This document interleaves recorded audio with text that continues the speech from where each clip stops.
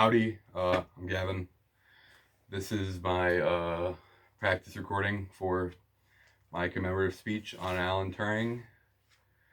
This is my little notepad with my notes on it.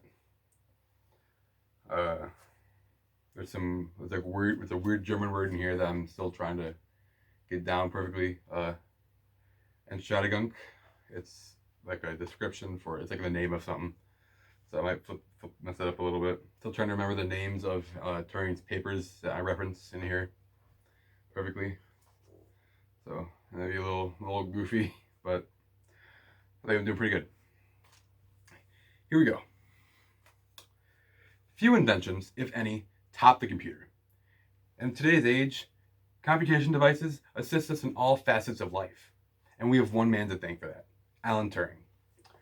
Turing laid the foundation behind modern computer science, with his work in decrypting the German Enigma code. His invention of the Turing machine, which outlines all modern computers today, and his Turing test, which first raised the question behind artificial intelligence. Today, I'd like to commemorate Alan Turing for his work in bringing the humanity into the modern age. Now, Turing, he always loved mathematics, and specifically outlined in a paper he called on computational numbers with their application in the Entschuldigung problem. He proposed his solution to said problem. What is the Entschuldigung problem? Well, basically, it states that all mathematical theorems and rules must be able to be defined by an algorithm, or a set of instructions you can follow to prove it. Turing's solution was something he called a Turing machine, or a machine that, in some way, takes an input of instructions, does something with them, calculates a number, perhaps it moves an arm, or a machine arm, but at the end, releases an output that shows that it did the instruction or what the result of that instruction was. That sound familiar? Well, it's the outline behind all modern computers today. But Turing wasn't just a great inventor. He was a war hero. Serving in the British military, he was a codebreaker during World War II, working on decrypting German intelligence encrypted with something called an Enigma.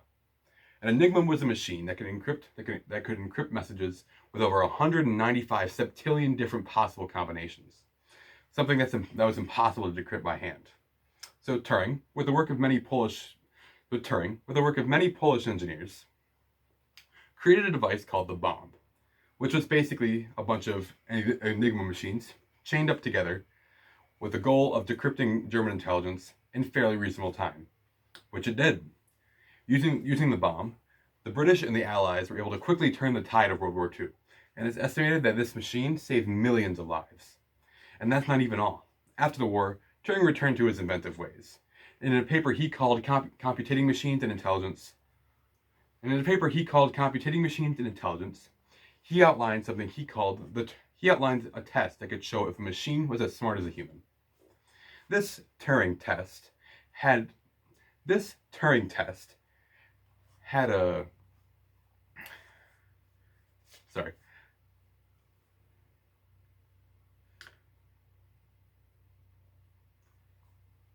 This Turing test had someone sitting at a computer screen, sending and receiving messages through it. If this person couldn't tell the difference between a machine and a human sending these messages, then that machine passed the Turing test. Though its usefulness is questioned today, it's incredible how Turing even then raised the question behind AI, and I bet that I bet this encouraged many researchers to look even further into artificial intelligence at the time. Turing didn't just lay the foundation behind computer science. He also raised the pillars of it.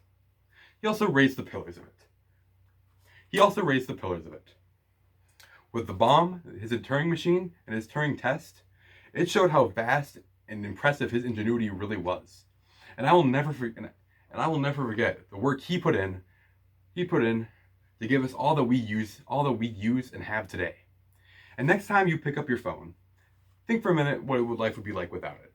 And then thank Alan Turing for putting in the work, for putting in the stepping stones to get us to where we, and then thank Alan Turing for putting in the stepping stones for getting us to where we are today almost 75 years ago. Thank you.